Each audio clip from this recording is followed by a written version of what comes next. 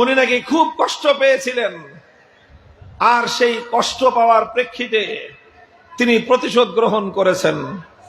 ব্যক্তিগতভাবে আমার উপর তিনি তার রাগ, ক্ষোভ, তার যত ক্রোধ, তার যত হিংসা, তার যত প্রতিশোধ পরায়ণতা, তিনি পাই পাই করে আমার উপর থেকে প্রতিশোধ গ্রহণ করার চেষ্টা করেছেন।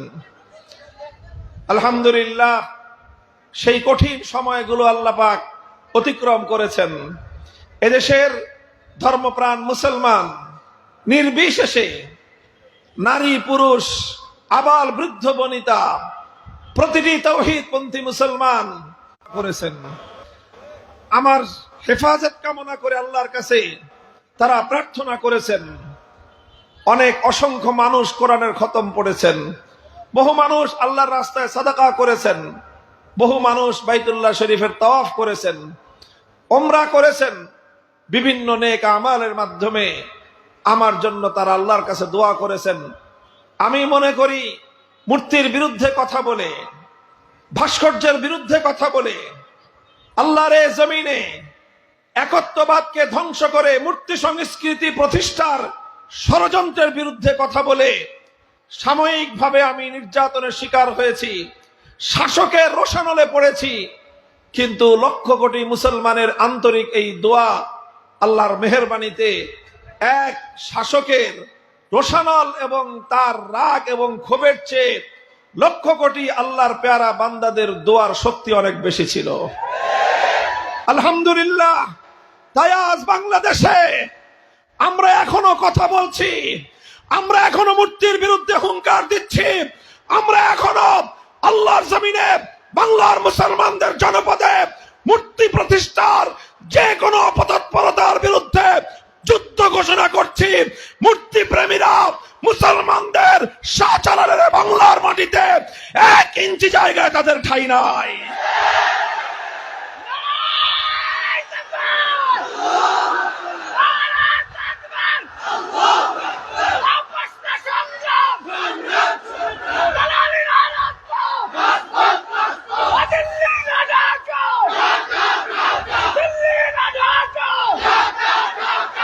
মুহতারাম হাজিরিন, এই কথাটুকু এজন্য স্মরণ করলাম, এই কথাটুকু আবার আপনাদেরকে মনে করিয়ে দিলাম, কারণ এটা একটা ইতিহাসের গুরুত্বপূর্ণ অংশ। এই ইতিহাস আমাদেরকে ভুলে গেলে চলবে না।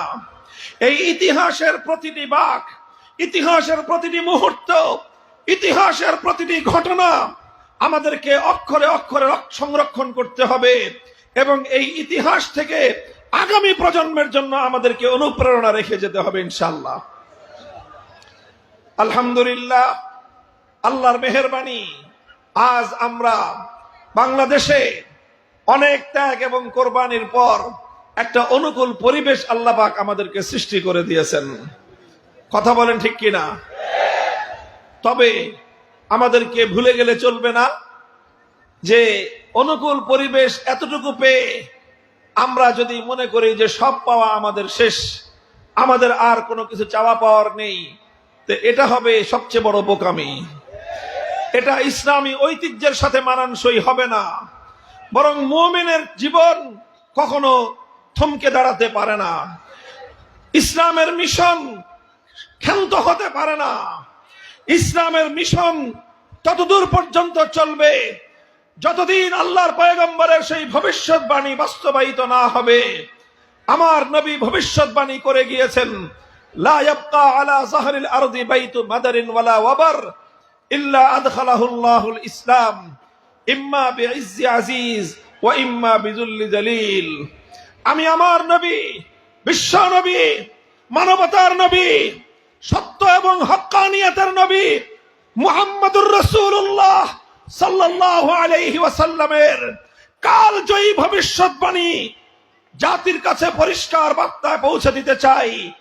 নবীজি বলেছেন, এই ভূপৃষ্ঠে একটা ঘর অবশিষ্ট থাকবে না, বাইতু মাদারিন ওয়ালা ওয়াবার, কোন শহর অঞ্চলের আকাশ ছোঁয়া রাজপ্রাসাদ হোক অথবা পল্লী অঞ্চলের ভাঙ্গা কুড়ে ঘর হোক, সেটা বেদে পল্লীর কোন নৌকার ছাউনি হোক অথবা বেদুইনদের কোন তাঁবুর ঘর হোক, ইল্লা আদখালাহুল্লাহুল ইসলাম, পৃথিবীর প্রতিটি ঘরে আমার আল্লাহ ইসলামকে বিজয়ী বেশে প্রবেশ করাবেন।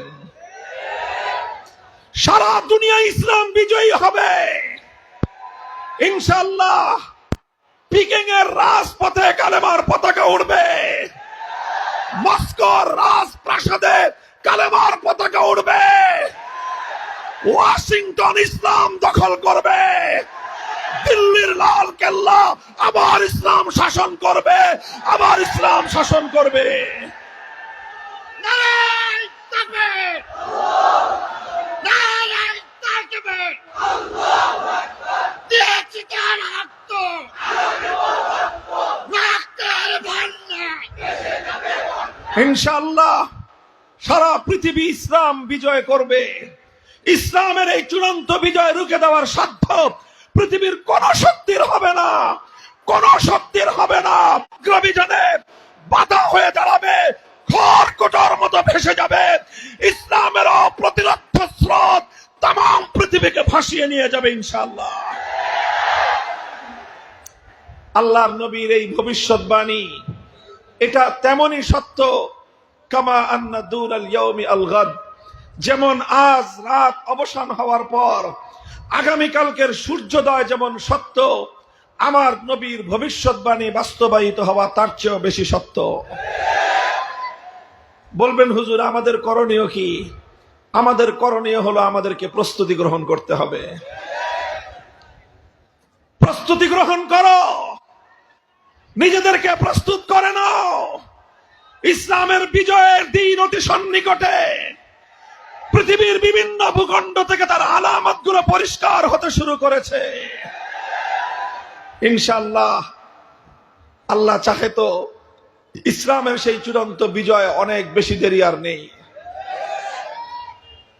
আমাদের গন্তব্য বহুদূর আমি বলছিলাম। সুতরাং 24 জুলাই বিপ্লবের পর আজ এই নতুন স্বাধীনতা অর্জন করার পরে, বাংলার দ্বিতীয় স্বাধীনতার পর এই বাংলার মাটিকে আমরা আমাদের চূড়ান্ত গন্তব্য মনে করি না, বরং আমাদের গন্তব্য আরো বহুদূর। আমাদের গন্তব্য কত দূর? রাসূল আকরাম সাল্লাল্লাহু আলাইহি ওয়াসাল্লাম 2 হাদিসের মাধ্যমে আমাদের চূড়ান্ত গন্তব্য নির্ধারণ করে দিয়েছেন। একটা হাদিস আমি একটু আগে পড়লাম যে সারা পৃথিবীর প্রতি ইঞ্চি মাটিতে আল্লাহর দ্বীন বিজয়ী না হওয়া পর্যন্ত আমরা রুদ্ধ হব না, আমরা থমকে যাব না ইনশাআল্লাহ।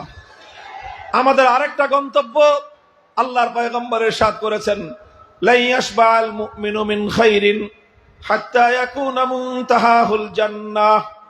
মুমিনের ব্যক্তিগত টার্গেট হলো চলতে থাকবে, লড়তে থাকবে, চলতে থাকবে, লড়তে থাকবে, লড়াই চলবে, জীবন চলবে।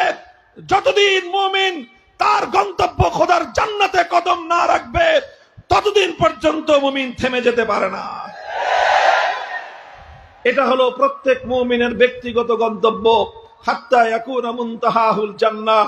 আমি চলতে থাকব, আমার সামনে মৃত্যু এসে দাঁড়াবে, মৃত্যুকে আলিঙ্গন করব, আমি করতে করতে মরে যাব, মরতে মরতে আল্লাহর দ্বীনকে নিয়ে সামনে এগিয়ে যেতে থাকব। আমার আখেরি কদম, আমার মৃত্যুর আগ মুহূর্তের সর্বশেষ নিঃশ্বাসটাও যেন আল্লাহর রাহে উৎসর্গিত হয়। হে ওলামায়ে দেওবন্দের সন্তানেরা, হে শাইখুল হিন্দের সন্তানেরা, আমি আজ তোমাদেরকেও এই শপথের বাণীতে উদ্বুদ্ধ করতে চাই। আসো শপথ গ্রহণ করি। আমার সামনে যখন মৃত্যু দুয়ার এসে হাজির হবে, মরতে মরতে আল্লাহর দ্বীনের ঝান্ডাকে নিয়ে সামনে এগিয়ে যাব আমরা।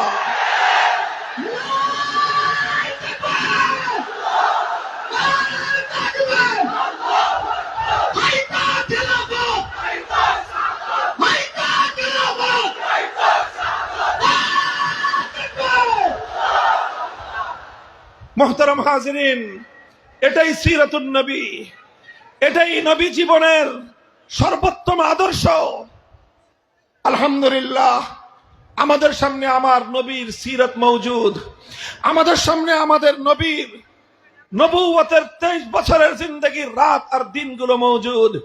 আমাদের সামনে আমাদের নবীর নবুয়তের 23 বছরের হিজরতের আগের এবং পরের সময়গুলো আমাদের সামনে উপস্থিত। আমাদের সামনে আমাদের নবীর দাওয়াতের ময়দানে, জিহাদের ময়দানে আমার নবীর এক একটি কদম কিভাবে পড়েছিল সেই ইতিহাস আমাদের সামনে বিদ্যমান। আমাদের সামনে আমার নবীর সিরাতের সেই সকল উজ্জ্বল পাতাগুলো জ্বলজ্বল করতেছে। আমার নবী ইসলামের জন্য জীবনে কত ধরনের ত্যাগ আর কোরবানি স্বীকার করেছেন, জীবনে কত ধরনের প্রতিকূলতাকে মোকাবেলা করেছেন, জীবনে কত ধরনের জুলুম নির্যাতনের শিকার হয়েছেন, কত রকমের জুলুমের স্টিম রোলারের নিচে আমার নবী পিষ্ট হয়েছেন। সাহাবায়ে কেরাম জীবন দিয়েছেন, রক্ত দিয়েছেন, সব উৎসর্গ করে দেওয়ার পরেও আমার নবী এক মুহূর্তের জন্য থমকে দাঁড়াননি। জীবনের শেষ মুহূর্ত পর্যন্ত অভিষ্ট লক্ষ্য পানে তিনি এগিয়ে গিয়েছেন। এটাই হলো সিরাতুন নবী। মুহতারাম হাজিরিন, সিরাতুন নবীকে যদি আমরা এক ঝলক খুব সংক্ষেপে যদি আমরা একটু অধ্যয়ন করি, আমরা দেখতে পাবো নবী করিম সাল্লাল্লাহু আলাইহি ওয়াসাল্লাম আল্লাহর পক্ষ থেকে হেরার গুহায় পয়গাম পেলেন, একত্ববাদের দাওয়াত নিয়ে আসলেন। আল্লাহর পক্ষ থেকে বলা হলো মানুষের কাছে তাওহীদের পয়গাম পৌঁছে দিন। নবীজি আল্লাহর পয়গাম পৌঁছে দিলেন। ওয়া রাব্বাকা ফাকাব্বির ওয়া সিয়াবাকা ফাতাহহির। আপনি আপনাকে, আপনার আশপাশ প্রতিটি মানুষকে মূর্তি শিরক থেকে, গায়রুল্লাহর ইবাদত থেকে, সব ধরনের শিরক থেকে আপনি তাদেরকে মুক্ত করুন। আপনি আল্লাহর এই জমিনে একমাত্র আপনার রবের বড়ত্ব প্রতিষ্ঠা করুন। আল্লাহর পক্ষ থেকে নির্দেশিত হওয়ার পরে নবী করিম সাল্লাল্লাহু আলাইহি ওয়াসাল্লাম মানুষের কাছে কাছে ঈমানের দাওয়াত নিয়ে গেলেন। রাত নাই, দিন নাই, রাতের অন্ধকারে, দিনের আলোতে, প্রভাত রশ্মিতে, গোধূলি বেলার সন্ধ্যায় নবীজি প্রত্যেকটি মক্কার অধিবাসীদের কাছে তাওহীদ এবং একত্ববাদের দাওয়াত নিয়ে গিয়েছেন। কথা বলেন ঠিক কিনা? কখনো মানুষ কেউ দাওয়াত কবুল করেছে, কেউ করে নাই। খুবই অল্প সংখ্যক মানুষ নবীজির ডাকে সাড়া দিয়েছে মক্কা শরীফে। অধিকাংশ মক্কার অধিবাসীরা আল্লাহর নবীর ডাকে সাড়া দিবে তো দূরের কথা, বরং নবীর দরদ মাখা এই আহ্বানকে তারা আল্লাহর নবীর মুখের উপর ছুঁড়ে মারবার চেষ্টা করেছে। আমার নবীজি তখন বলেছেন তাদেরকে একত্রিত করে, ইয়া আইয়ুহান নাস কুলু লা ইলাহা ইল্লাল্লাহ তুফলিহু।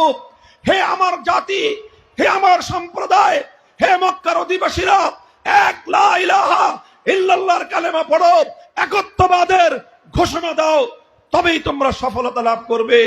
সঙ্গে সঙ্গে প্রতিবাদ হয়েছে। আবু লাহাব দাঁড়িয়ে বলেছে, তাব্বান লাকা সাইরাল ইয়াউম আলিহাযা জামাতানা। মুহাম্মদ তুমি ধ্বংস হয়ে যাও, বাপ দাদার ধর্ম থেকে আমাদেরকে বিচ্যুত করার জন্য তুমি আমাদেরকে ডেকেছো।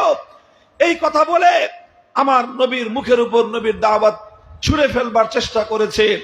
আমার নবী হতাশ হয়ে যান নাই। আমার নবী তার আপনজনদের থেকে এমন রূঢ় আচরণ এবং কঠোর ব্যবহার দিয়ে এক মুহূর্তের জন্য আমার নবী থমকে দাঁড়াননি, বরং আল্লাহর নবীকে যত আঘাত করা হয়েছে নবীজি আরো বেশি শক্তি নিয়ে দাওয়াতের ময়দানে ঝাঁপিয়ে পড়েছেন। চলেছে এইভাবে বছরের পর বছর, 10 বছর পর্যন্ত আল্লাহর নবী মক্কার মানুষকে দাওয়াত দিয়েছেন, রাত দিন একাকার করে দাওয়াত দিয়েছেন। মক্কায় এমন কোন মানুষ খুঁজে পাওয়া যাবে না যার কাছে শতবার, সহস্রবার তাওহীদ এবং একত্ববাদের দাওয়াত না পৌঁছেছে। কিন্তু সেখানে অল্প কিছু সংখ্যক মানুষই দাওয়াত গ্রহণ করেছে, ঈমান কবুল করেছে, কালেমা পড়েছে। আর অধিকাংশ মানুষ শুধু ঈমান গ্রহণ করতে অস্বীকার করেছে তাই নয়, বরং যারা তাওহীদকে বিশ্বাস করেছে, যারা ঈমানকে আপন করে নিয়েছে, তাদের সঙ্গে ইতিহাসের সমস্ত বর্বর এবং জুলুমের ইতিহাসগুলো তারা রচনা করেছে। কথা ঠিক কিনা?